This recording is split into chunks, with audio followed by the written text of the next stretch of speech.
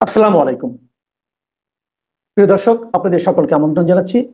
নরেন্দ্র মোদীর ভারত যে বড় কঠিন ঠাঁই, এটা যদি এখনো না বুঝে থাকেন ট্রাম্প, তবে আগামী দিনে আরো কঠিন মূল্য চুকিয়ে এই সত্যটি তাকে বুঝতে হবে। বাণিজ্য শুল্ক বা ট্যারিফ নিয়ে গত কয়েক মাস ট্রাম্প লেজে খেলাবার চেষ্টা করছেন ভারতকে। ঝুলিয়ে রেখেছেন দ্বিপাক্ষিক বাণিজ্য চুক্তি স্বাক্ষরের বিষয়টি এবং ঝুলিয়ে রেখে বুলিং চালিয়ে যাচ্ছেন, ভারতের ওপর প্রেশার ক্রিয়েট করছেন। বিশ্বের বেশিরভাগ দেশ তারা ট্রাম্পের এই চাপের কাছে নতি স্বীকার করেছে। ফলে ট্রাম্পের এই বুলিং পলিটিক্স সেটা ফল দিয়েছে। যাকে বলে সারেন্ডার করা, তাই করেছে অন্য দেশগুলো, বেশিরভাগ দেশই।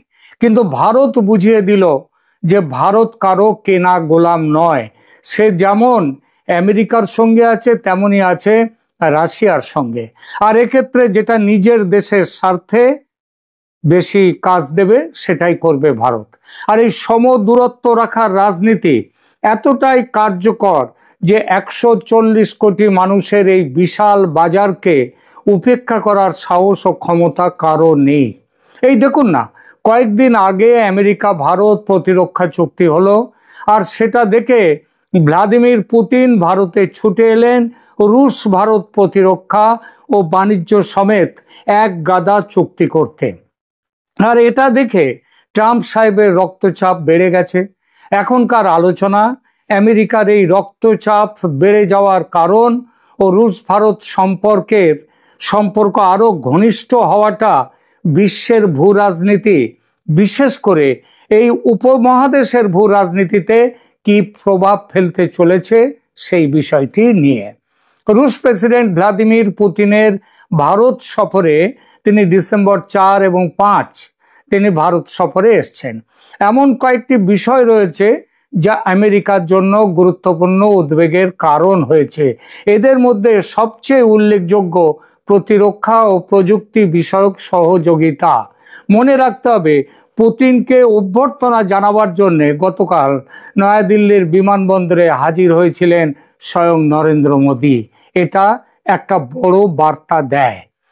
তো রুশ ভারত সম্পর্কের সবচেয়ে যে বড় উদ্বেগ হলো আমেরিকার কাছে, সেটা হলো এই প্রতিরক্ষা ও প্রযুক্তি বিষয়ক সহযোগিতা।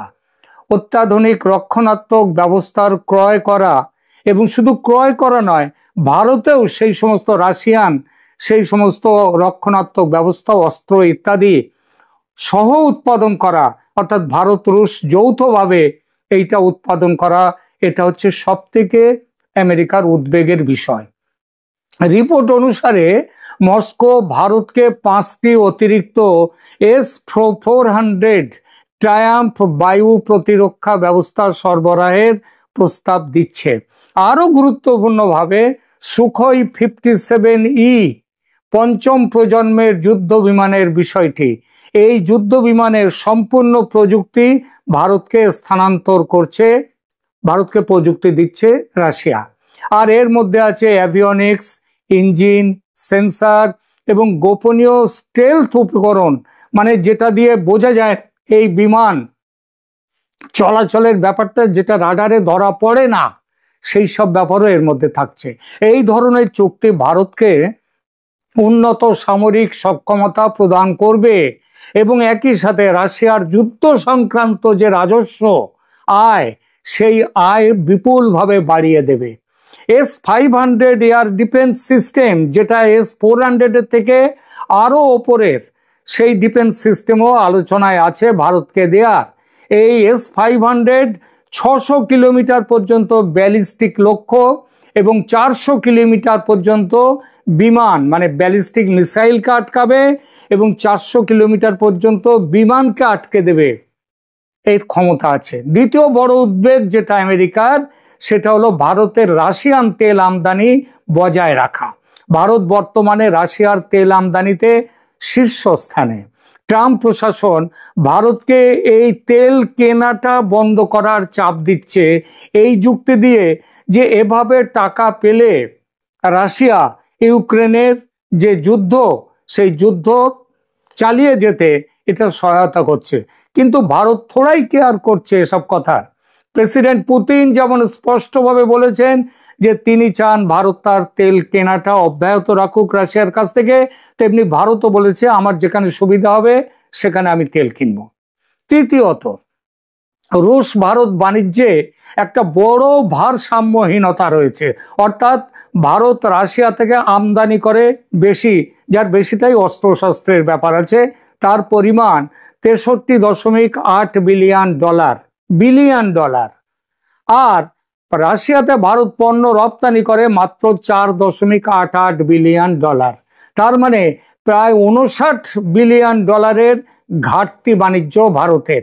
রাশিয়া এই ভারসাম্যহীনতা নিয়ে খুব চিন্তিত এবং ভারতীয় পণ্য, বিশেষ করে ফার্মাসিউটিক্যাল, ওষুধপত্র, অটোমেটিভ গাড়ির যন্ত্রপাতি এবং কৃষি পণ্য, সেটা ক্রয় বেশ বড় সড়ো রকম বাড়িয়ে দেবে বলে কথা দিয়েছে, যাতে ভারতের বাণিজ্য ঘাটতি কমে যায়। এর ফলে বাণিজ্য শুল্ক নিয়ে আমেরিকা যে বুলিগিরি চালিয়ে যাচ্ছে ভারতের সঙ্গে, সেই বুলিগিরির ক্ষমতা ভারতের আর আমেরিকার আর থাকছে না। এটা বুঝতে পেরেছে আমেরিকা, এবং যার জন্যে পুতিন চলে যাওয়ার পর দিন, ডিসেম্বরের প্রথম সপ্তাহে 5 তারিখে পুতিন চলে যাবেন, 5 তারিখ রাত্রে, এবং তারপরে এই 7 তারিখ নাগাদই চলে আসছেন আমেরিকা থেকে নতুন এক প্রতিনিধি দল বাণিজ্য চুক্তি, শুল্ক চুক্তি, সেটাকে ফাইনালাইজ করতে। তার মানে কি বোঝা গেল? বোঝা গেল এইটাই যে চাপে না পড়লে বিড়াল গাছে ওঠে না, চাপ পেলে মানে ভয় পেলে বিড়াল গাছে উঠবে। কিন্তু এহ বাহ্য আগে কহ আর। রুশ ভারত এই যে নৈকট্য, এই নৈকট্য বিশ্ব ভূরাজনীতিতে কি প্রভাব ফেলবে? রাশিয়ার সবচেয়ে বড় বন্ধু হয়ে গেল ভারত, চীন অনেক দূরে চলে গেল রাশিয়া থেকে। আর আমেরিকার অবস্থা এমনই যে এই সুযোগে চীনকে যে কাছে টেনে নেবে তারও উপায় নেই। তাহলে আরো অতলে তলিয়ে যাবে আমেরিকার অর্থনৈতিক পরিস্থিতি। চীনকে রুখতে জাপান, অস্ট্রেলিয়া ও ভারতকে নিয়ে এই ইন্দো প্যাসিফিকে যে কোয়াড্রিল্যাটারাল সিকিউরিটি ডায়ালগ বা কোয়াড তৈরি করেছে, সেটা আর কার্যকর থাকবে না। সুতরাং ভারতের কাছ থেকে কিল খেয়ে কিল হজম করা ছাড়া আমেরিকার সামনে আর কোনো রাস্তা নেই। আর এর কি প্রভাব পড়বে বাংলাদেশের ওপর? এবার সেই প্রসঙ্গে দুই কথা। ইউনূসকে নিয়ে আমেরিকা এখনো নানান খেলা খেলতে চাইছে, ঝেড়ে কাশছে না আমেরিকা। দিল্লিতে, দোহাতে খলিলুর রহমানের সঙ্গে অজিত ডোভালের বৈঠকে মার্কিন প্রতিনিধিরাও হাজির ছিলেন, এবং ভারতের সঙ্গে তারা একযোগে বাংলাদেশে ফ্রি, ফেয়ার অ্যান্ড ইনক্লুসিভ ইলেকশনের কথা বলছে, আওয়ামী লীগের ওপর থেকে নিষেধাজ্ঞা প্রত্যাহারের কথা বলছে, এমনকি ইউনূসকে সরিয়ে দিয়ে শেখ হাসিনার তত্ত্বাবধানে একটি কেয়ারটেকার সরকার গঠন ও সেই সরকারের অধীনে নির্বাচন করার যে ভারতীয় প্রস্তাব, সেই প্রস্তাবেও আমেরিকার প্রতিনিধিরা সহমত জানিয়েছে। কিন্তু আবার একই সঙ্গে ইউনূসকে রাশ টানার ব্যাপারে কিছু করছে না। ইউনূস এখন চেষ্টা করছে নির্বাচন পিছিয়ে দিতে, নির্বাচন যাতে না হয় সেই ব্যবস্থা করছে, এবং ইউনূসের এখনো যে যা খুশি তাই করে যাওয়া আমেরিকা সেখান থেকে সুতো ছাড়ছে। অর্থাৎ আমেরিকার এই যে 2 নম্বরই একটা ব্যাপার, এই ব্যাপার আর মেনে নিতে রাজি নয় ভারত। বাংলাদেশে ব্যবস্থা নিতে ইতিমধ্যেই অনেক দেরি হয়ে গেছে। মোল্লাতন্ত্র ও জঙ্গিতন্ত্র খেয়ে ফেলেছে দেশটাকে, আর দেশটাকে খেয়ে ফেললেই যে হবে তা তো নয়, আর দেরি করলে ভারতের অভ্যন্তরীণ নিরাপত্তা বিপন্ন হবে। এটা হিসাব করে ভারত যুদ্ধ প্রস্তুতি শুরু করে দিয়েছে খুব ভালোভাবেই, এবং এখন বাংলাদেশকে সব দিক দিয়ে ঘিরে ফেলেছে। 3 দিকে তো এমনিতেই, এবং ভারতের নৌবাহিনী পর্যন্ত এখন চট্টগ্রামের ওখান থেকে বঙ্গোপসাগরে সেখানেও ঘেরাটোপ দিয়ে ফেলেছে। ভারত জানে বাংলাদেশের সামরিক অভিযান যদি এই মুহূর্তে চালানো হয়, আমেরিকা কিছুতেই ভারতের বিরুদ্ধে যেতে পারবে না। তাকে চুপচাপ বসে বসে দেখতে হবে ভারতের সামরিক অভিযান। এমনও হতে পারে আমেরিকা ভারতকে সমর্থন করবে সেই অভিযানে। আমেরিকার হাত আগেই বাঁধা ছিল, সেই বাঁধন আরো শক্ত করে দিল রুশ প্রেসিডেন্ট পুতিনের ভারত সফর এবং সফরে স্বাক্ষরিত চুক্তিগুলো। বলা বাহুল্য, এর পরে ট্রাম্প সাহেবের মনে ভারতের বিরুদ্ধে ব্যবস্থা নেয়ার বাসনা জাগার কোনো কথাই আর ওঠে না, উঠবে না। জানা যাচ্ছে সম্প্রতি অজ্ঞাত আততায়ীদের হাতে একের পর এক মোট ৩১ জন বিদেশি নিহত হয়েছে ঢাকা ও চট্টগ্রামে। এদের মধ্যে ১৭ জন আমেরিকার সিক্রেট ইন্টেলিজেন্স বা সামরিক বিভাগের লোক। বাকি ১৪ জনের বেশিরভাগ পাকিস্তানি গোয়েন্দা সংস্থা আইএসআই এর। আবার কয়েকজন আছে তুরস্কের গোয়েন্দা সংস্থা মিলি ইস্তিবারাত তাশকিলাতি বা এমআইটি সংস্থার। এতদিন পাকিস্তানের লাহোর, করাচি, ইসলামাবাদে আকাশ থেকে উড়ে আসতো এই আননোন গানম্যানরা। তারা এসে খতম করে দিত ওই পাকিস্তানি জঙ্গিদের যারা ভারতে নাশকতার কাজে যুক্ত। এখন সেই সেই আননোন গানম্যান আকাশ থেকে উড়ে আসতে শুরু করেছে বাংলাদেশেও। আর একের পর এক এদের অপারেশনে আমেরিকা এতটাই ভয় পেয়েছে যে ঢাকায় আর কেউ থাকতে চাইছে না, সবাই চলে যেতে চাইছে বাংলাদেশ থেকে, আর নতুন করেও কেউ আসতে চাইছে না। ট্রাম্পের মাথা থেকে বাইডেনের ভূত বিদায় নিচ্ছে খুব দ্রুত, খুব দ্রুত। এখন বাংলাদেশে ট্রাম্পের মন্ত্র কি? ভারতং শরণং গচ্ছামি, মোদিং শরণং গচ্ছামি। এই পরিস্থিতিতে রুশ ভারত বর্তমান সমঝোতা আমেরিকার বাংলাদেশ নিয়ে এই যে খেলাধুলো করছে এখনো, সেই খেলাধুলোয় দাড়ি টেনে দেবেই। কারণ সর্বনাশের অর্ধেক ভালো, এটা তো প্রবাদেই আছে। বাংলাদেশে ভারতের অপারেশন ইতিমধ্যেই শুরু হয়ে গেছে, আর অপারেশন শেষ হতে খুব বেশি দেরি হবে না। আমেরিকা এটা বুঝেছে। ধন্যবাদ। বিশ্বব্যাংক শেখ হাসিনার সঙ্গে পদ্মা সেতু ইস্যুতে যে নোংরা খেলাটি খেলেছিল তাতে অন্য কোনো নেতা হলে তখনই ক্ষমতা থেকে বিদায় নিতে হতো, কিন্তু শেখ হাসিনা বিশ্বব্যাংকের সেই ভয়ঙ্কর খেলাকে সফলতায় বদলে দিয়েছিলেন। পদ্মা সেতু শেষ করে উপহার দিয়েছিলেন সেতুর বিশাল ছবি বিশ্বব্যাংকের প্রেসিডেন্টকে। ফলে বিশ্বব্যাংক কখনোই শেখ হাসিনার বন্ধু প্রতিষ্ঠান নয়, উল্টো বিশ্বব্যাংক বারবার শেখ হাসিনার সরকারকে বিপদে ফেলতে চেয়েছে, সফলও হয়েছে অনেক ক্ষেত্রে। কিন্তু ইউনূসের ক্ষেত্রে বিশ্বব্যাংক কিন্তু একেবারেই উল্টো। তার কথাতেই পদ্মা সেতুতে দুর্নীতির অভিযোগ এনে বিশ্বব্যাংক সরে গিয়েছিল, সে কথাও আমরা সকলে জেনেছি। কিন্তু হঠাৎ বিশ্বব্যাংকের কি হলো বলুন তো?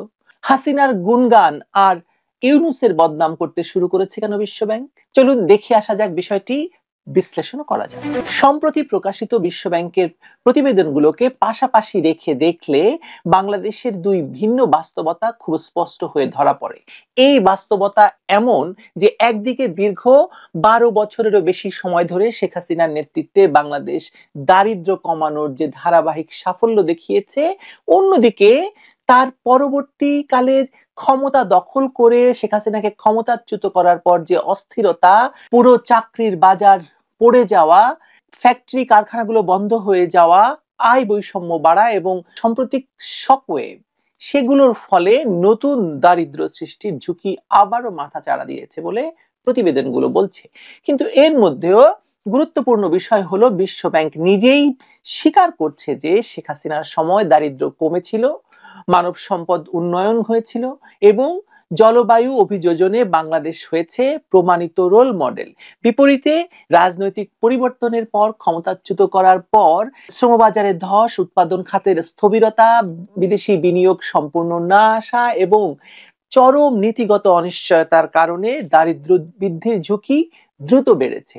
এবং এই অবস্থার জন্য কে দায়ী বলুন তো? সেটি সরাসরি বিশ্বব্যাংক না বললেও ইঙ্গিতগুলো খুব স্পষ্ট হয়েছে, সে কথা বলবো। 2010 থেকে 2022 সাল পর্যন্ত বিশ্বব্যাংক বলছে বাংলাদেশ 3,40,00,000 মানুষ বহুমাত্রিক দারিদ্র থেকে বেরিয়ে আসার সুযোগ পেয়েছে বা সুযোগ করে দিয়েছে। তখন ক্ষমতায় ছিল কে সেটা আমরা জানি। একই সময়ে প্রায় 2,20,00,000 মানুষ দারিদ্র সীমা অতিক্রম করেছে। অর্থাৎ শেখ হাসিনার 3 মেয়াদে বাংলাদেশের দারিদ্র হ্রাসের হার ছিল দক্ষিণ এশিয়ার মধ্যে দ্রুতগুলোর একটি এবং বলা যায় সর্বোচ্চ। এসব সাফল্য এসেছে মূলত গ্রামাঞ্চলে কৃষির পুনরুদ্ধার, শিক্ষায় মেয়েদের অগ্রগতি, বিদ্যুৎ, স্যানিটেশন, যোগাযোগের ব্যাপক সম্প্রসারণ, রেমিটেন্স প্রবাহ বৃদ্ধির সুবিধা করে দেওয়া, নানা রকম প্রণোদনা দেওয়া এবং সামাজিক খাতে সম্প্রসারিত ব্যয়ের মাধ্যমে। বিশ্বব্যাংক যাই বলুক, এই অগ্রগতি কিন্তু কোনো দুর্ঘটনা নয়, এটি ছিল দীর্ঘমেয়াদী পরিকল্পনা এবং বাস্তবায়নের ফসল। তবে 2016 সালের পর দারিদ্র হ্রাসের গতি কমেছে, এ কথাটিও বিশ্বব্যাংক বলছে, কিন্তু এর কারণ ছিল বৈশ্বিক মন্দা, রাশিয়া ইউক্রেন যুদ্ধ, রপ্তানি বাজারের সীমাবদ্ধতা, কোভিড-19 অভিঘাত এবং সবচেয়ে বড় বিষয় হলো শহরাঞ্চলে শিল্প খাতে নতুন চাকরি সৃষ্টি স্থবির হয়ে যাওয়া। তারপরও শেখ হাসিনার সরকারের সময় গ্রামীণ অর্থনীতি প্রবৃদ্ধি ধরে রেখেছিল এবং দারিদ্র্যের হার বাড়েনি।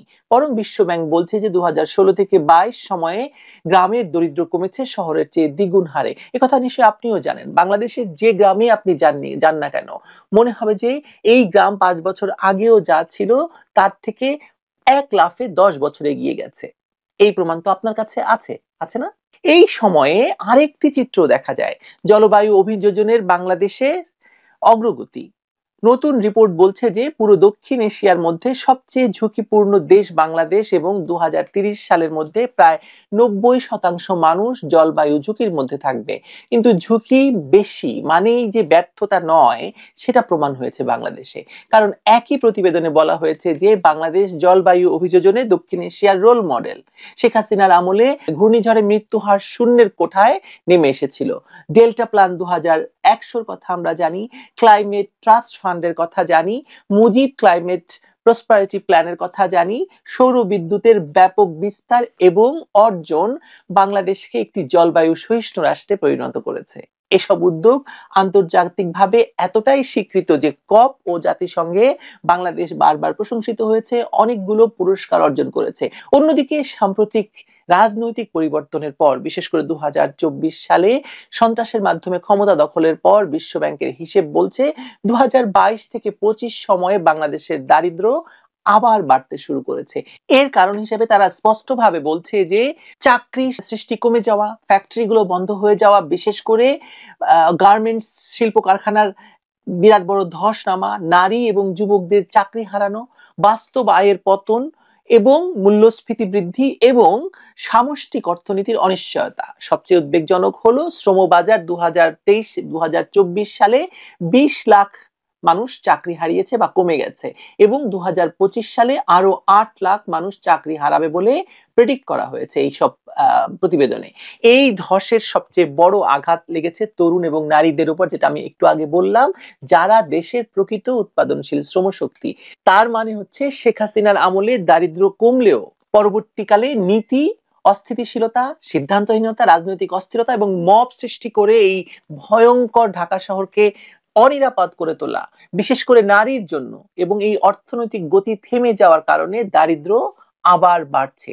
বিশ্বব্যাংক কখনো কারো নাম ধরে রাজনৈতিক মন্তব্য করে না, কিন্তু তাদের ডেটা দেখলে সহজেই বোঝা যায় যে পরিবর্তনের পর, মানে এই 2024-এর আগস্টের পর থেকে অর্থনীতি যে ধাক্কা খেয়েছে সেটির অভিঘাত সরাসরি গিয়ে পড়ছে দরিদ্র জনগোষ্ঠীর উপর। এই পরিবর্তনের সঙ্গে যে নোবেল বিজয়ী ইউনূসের রাজনৈতিক প্রভাব, কর্মবিরোধী জোটবদ্ধ বা সাম্প্রতিক অস্থিরতার মিল রয়েছে, তা সরাসরি না বললেও দরিদ্র বৃদ্ধির যে সময়রেখা বিশ্বব্যাংকের প্রতিবেদনগুলো দিচ্ছে তা নিজেরাই প্রমাণ করছে যে এটা কখন, কিভাবে এবং কার সময়ে ঘটেছে। কেননা অর্থনীতিতে চাকরি সৃষ্টি থেমে যাওয়া মানে ক্ষুদ্র ঋণ নয়, বরং চাকরির বাজার যেটা সব সময় ঘটেছে শিল্প খাতে, সেটা বন্ধ হয়ে গেছে। যদি শিল্প অচল হয়, যদি বিনিয়োগ স্থবির হয়, যদি উদ্যোক্তা শ্রেণী অনিশ্চয়তায় থাকে, তাহলে দারিদ্র্য বাড়বেই। আর এই অনিশ্চয়তা সৃষ্টি হয়েছে অর্থনৈতিকভাবে রাজনীতিকে মাঠে টেনে আনার ফলে। এবং এই অস্থিরতা ভয়ঙ্কর ভাবে ছড়িয়ে পড়েছে দেশের সর্বত্র। দেশে যা ঘটে গেছে এই সম্প্রতি ক্ষমতা পালাবদলের কারণে, সেটা হচ্ছে দেশের সচ্ছল সক্ষম মানুষকে এক ঝটকায় অসচ্ছল এবং অক্ষম করে দেওয়া। আপনি গ্রামীণ অর্থনীতির দিকে তাকান, এই যে ধরুন বাউলদেরকে মানে হত্যা করা হচ্ছে, বাউলদেরকে গান করতে দেওয়া হচ্ছে না, এটা কিন্তু গ্রামীণ অর্থনীতির সঙ্গে এমন ভাবে যুক্ত, কারণ প্রতিটি মেলায় একটা গ্রামীণ অর্থনীতির একটা সচল মানে ভাব তৈরি হয়, সেটি পুরোপুরি বন্ধ হয়ে গেছে। বিশ্বব্যাংকের নতুন জলবায়ু রিপোর্টে বলা হয়েছে যে জলবায়ু ঝুঁকি বাড়ছে এবং 2030 সালের মধ্যে এর ভয়াবহতা বহু গুণ বাড়বে। কিন্তু একই সঙ্গে তারা বলছে যে আগের সরকারের গৃহীত ভিত্তি এত শক্ত যে ভবিষ্যৎ সরকার যদি সঠিক দিক নির্দেশনায় কাজ করে তবে বাংলাদেশ এখনো লড়তে পারবে। বিশ্বব্যাংক স্বীকার করছে যে শেখ হাসিনা যে কাঠামো বানিয়ে দিয়ে গিয়েছেন, জলবায়ু অভিযোজন, সামাজিক সুরক্ষা, দুর্যোগ প্রস্তুতি এবং দারিদ্র্য হ্রাসে, তা ভেঙে না ফেললে ভবিষ্যতে এটা টিকে থাকবে। এখন প্রশ্ন হচ্ছে, এই যে ইউনূস সরকার বা তার সম্প্রতি প্রশাসনিক এবং রাজনৈতিক পরিবর্তনের যে ধারা তিনি তৈরি করছেন, সেই কাঠামো অটুট আছে কিনা? সেই কাঠামো তো অটুট নেই, অটুট রাখা হয়নি, নাকি অর্থনৈতিক অস্থিরতার কারণে সেটি ভেঙে পড়ে গেছে পুরোপুরি? আমি বিশ্বাস করি, আমি দেখতে পাই এই অর্থনৈতিক কাঠামোটা পুরোপুরি ভেঙে পড়েছে। দারিদ্র হ্রাস একদিনে হয় না, আবার দরিদ্র সৃষ্টিও একদিনে হয় না। শেখ হাসিনার সময় 34 মিলিয়ন মানুষ বহুমাত্রিক দারিদ্র থেকে বেরিয়ে এসেছে, লক্ষ লক্ষ মানুষ বিদ্যুতের সেবা পেয়েছে, কোটি কোটি মানুষ শিক্ষা স্বাস্থ্য খাতে প্রবেশাধিকার পেয়েছিল। কিন্তু ক্ষমতার পরিবর্তনের সঙ্গে সঙ্গে বাজারে অস্থিতিশীলতা, বিনিয়োগকারীদের মধ্যে আস্থাহীনতা, রাজনৈতিক উত্তেজনা, বিদেশি বিনিয়োগের অভাব এবং নীতিগত ব্যাঘাত ঘটায় দারিদ্র্যের গতি আবার বিপরীতমুখী হয়েছে। বিশ্বব্যাংকের ডেটা অনুযায়ী এখন দারিদ্র্যের হার 18.7% থেকে বাড়তে বাড়তে 21.2% হয়েছে, এবং এটা মাত্র এক বছরেও নয়, তারও কম সময়ে। অর্থাৎ একটি দশকের সাফল্য এক বছরেই ঝুঁকির মুখে পড়ে গেছে, মানে 16 মাসেই ঝুঁকির মুখে পড়ে গেছে। বিশ্বব্যাংকের বক্তব্যগুলো বিশ্লেষণ করলে তার সারমর্ম দাঁড়ায়, শেখ হাসিনার সময় দারিদ্র্য কমেছে, উন্নয়ন হয়েছে, জলবায়ু অভিযোজন বাংলাদেশকে বিশ্বে উদাহরণ হিসেবে প্রতিষ্ঠিত করেছে। বিপরীতে এই এক বছরে বা 16 মাস সময়ে রাজনৈতিক অস্থিরতা, সিদ্ধান্তহীনতা এবং শ্রমবাজারের ধস দারিদ্র্যকে বাড়িয়েছে। অর্থাৎ বিশ্ব ব্যাংকই তথ্য দিয়ে প্রমাণ করে দিয়েছে যে কার সময়ে দেশের মানুষ সুরক্ষা পেয়েছে, কার সময়ে আবার দরিদ্র হওয়ার ঝুঁকি বেড়েছে মানুষের ভেতর।